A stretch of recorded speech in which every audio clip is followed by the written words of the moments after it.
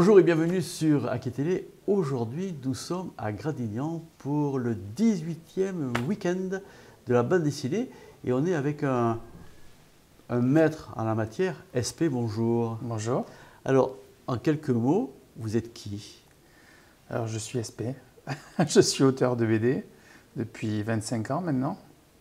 Je suis le dessinateur de Château Bordeaux, une série qui se passe dans le Médoc.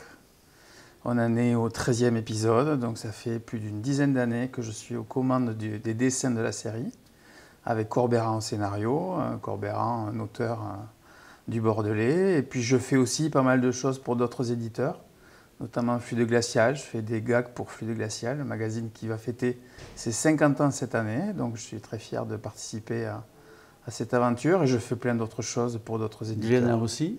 Glénat, voilà, Château Bordeaux, c'est chez Glénat. Je fais l'île des Justes chez Glénat. Je fais plein de choses. Comment ça se passe là pour Fluide Glacial? Vous dites, je fais comment on appelle ça, des sketchs? Des gags, ouais. Des gags? Des gags. Comment ça se passe? Il vous appelle ou dit je veux ça ou vous proposez? Alors c'est plutôt moi qui suis force de proposition pour ce genre de choses.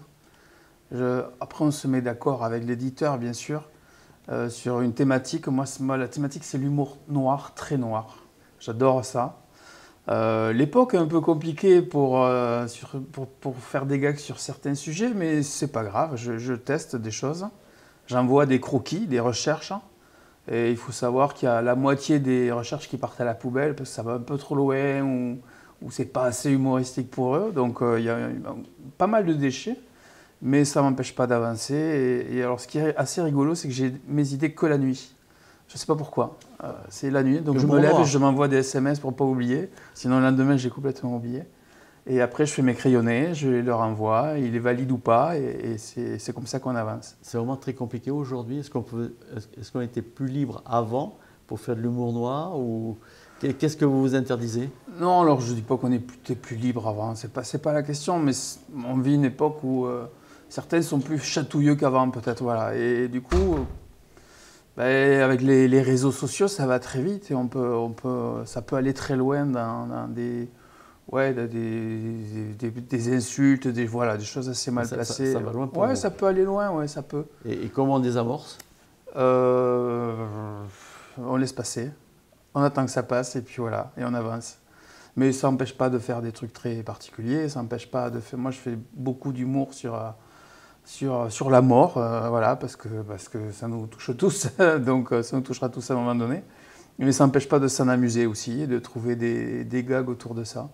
Donc non, il n'y a pas d'interdit, mais il y a des choses qui passent peut-être un peu moins qu'avant. Et puis c'est bien aussi, la société évolue, il y a des choses qu'on n'accepte plus maintenant, et c'est très bien. Alors là, je ne suis pas du tout pour dire qu'il ne faut pas ne pas interdire des choses ou ne pas être plus pointu sur certains sujets, mais il faut, nous, en tant qu'auteurs, faire peut-être plus de tri, trouver un autre angle pour parler de certains sujets. Et pour moi, c'est passionnant. C'est pas trop frustrant de s'interdire des choses?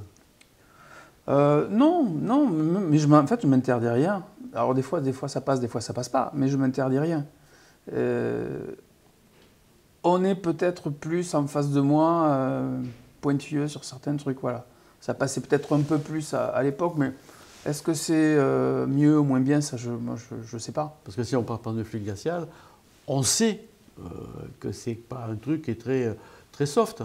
Ah non. Donc est-ce que, je sais pas, moi si j'achète un journal, ou une BD où je sais qu'il y a l'humour noir, pourquoi je vais m'offusquer? Pourquoi je vais m'offusquer?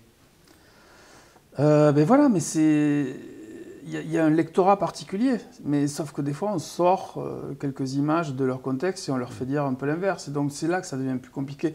À l'époque, les outils d'internet, ça n'existait pas, donc ça n'existait pas. C'était vraiment un lectorat particulier qui allait acheter un journal. Moi, j'étais le premier à lire Fluide Glacial au fond des cours de bio en terminale. Ça remonte maintenant. Et j'étais mort de rire, mais voilà, ça s'adressait à moi. Et mon voisin, il s'en fichait complètement. Sauf que maintenant, mon voisin, il peut avoir l'œil sur tout ce qu'on fait, quoi. Et du coup, il y a des sortes de miroirs déformants qui font que ce qu'on a voulu dire, c'est réinterprété et on fait dire autre chose. Et Et voilà, effet boule de neige. Et c'est ça qui est plus compliqué. Donc, je pense qu'on structure plus les choses.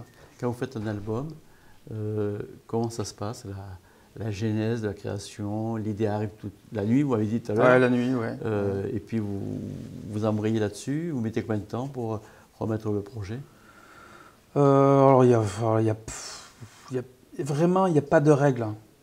Je peux avoir une semaine où je vais trouver 3 ou 4 idées et puis qui seront toutes acceptées, qui seront top, enfin top, en tout cas elles seront acceptées.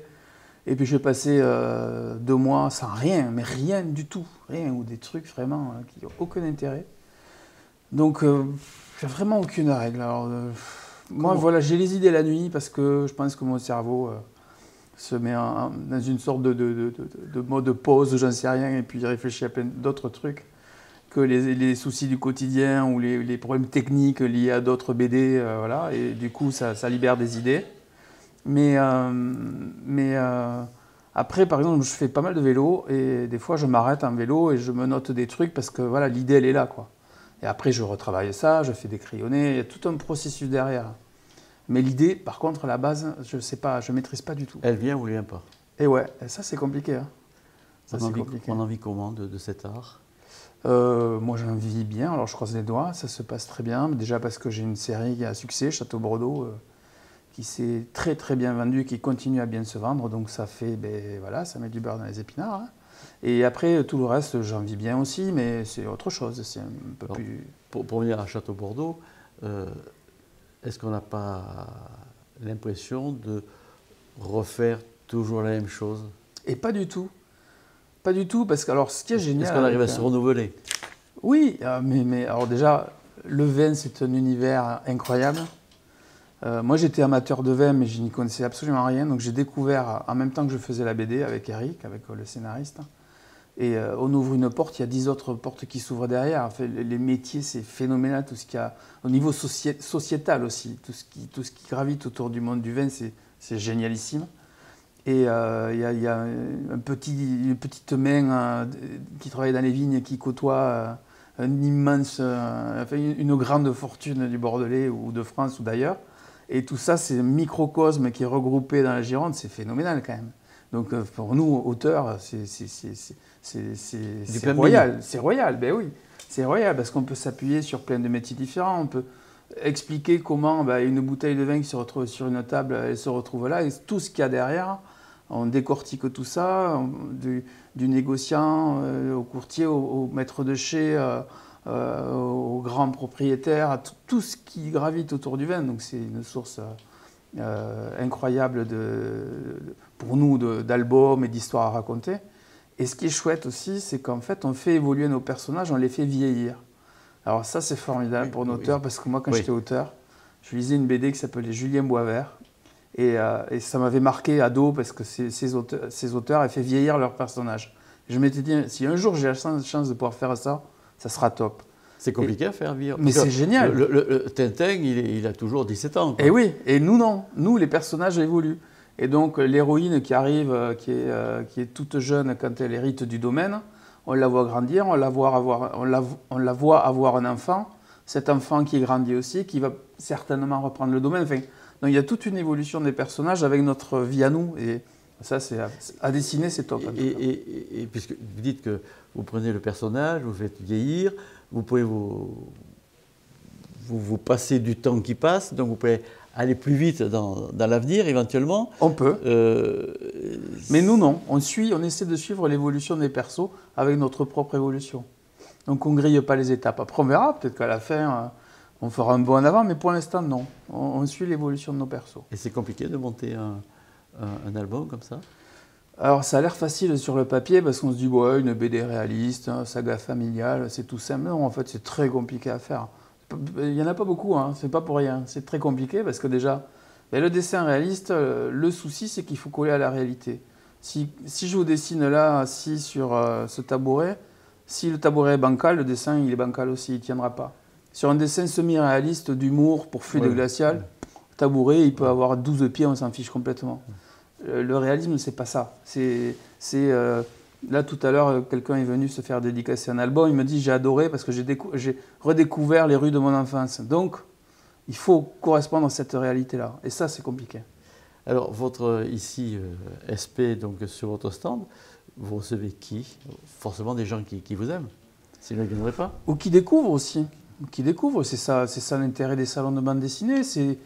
On côtoie à la fois des grands amateurs de BD, des collectionneurs qui ont des milliers d'albums, et des gens qui se promènent et qui découvrent. Là, je viens de sortir un album qui s'appelle Le Gigot du dimanche. Et ça parle des repas de famille dans les années 80. Et il y a plein de gens qui sont venus se faire dédicacer l'album, me dire ah ben moi ça me rappelle quand j'étais jeune, ah ben moi, nous c'était plutôt le poulet du dimanche. Voilà, il y a un échange comme ça, une découverte. Moi je les découvre eux et eux me découvrent moi. C'est tout l'intérêt des salons de BD. Alors lorsque vous faites un album, c'est quasiment, enfin, c'est un storyboard. Est-ce que vous avez songé de passer de la bande dessinée à la vidéo? Non, moi non. Ça m'a jamais. C'est pas que ça m'ait pas attiré, mais c'est quand même un autre univers. Par exemple, là, Château Bordeaux, il y a des options pour en faire une série télé. Donc là, en ce moment, on développe. Enfin, c'est pas moi, hein, mais il y a des sociétés qui développent ce genre de trucs. On pourrait faire appel à moi pour faire du storyboard. Mais si jamais on me pose la question, j'y réfléchirai peut-être, mais je ne suis pas attiré vraiment par ça. Je pense que c'est vraiment un autre univers. C'est un peu le sang de la vigne Non, c'est pas le sang de la vigne. Le sang de la vigne, c'est une autre façon de voir le monde du vin. Nous, on traite ça différemment. Et puis même ceux qui feront l'adaptation le traiteront aussi différemment. Donc non, c'est pas le sang de la vigne. Non. Heureux d'être ici? Oui, très. Je retrouve plein de copains, c'est top. Et la région aussi, c'est formidable. Très bien. Merci SP. Avec plaisir. Voilà, donc c'était un nouveau portrait. Moi, je vous propose très prochainement de se retrouver pour à nouveau un nouveau portrait. À très bientôt sur Aki Télé.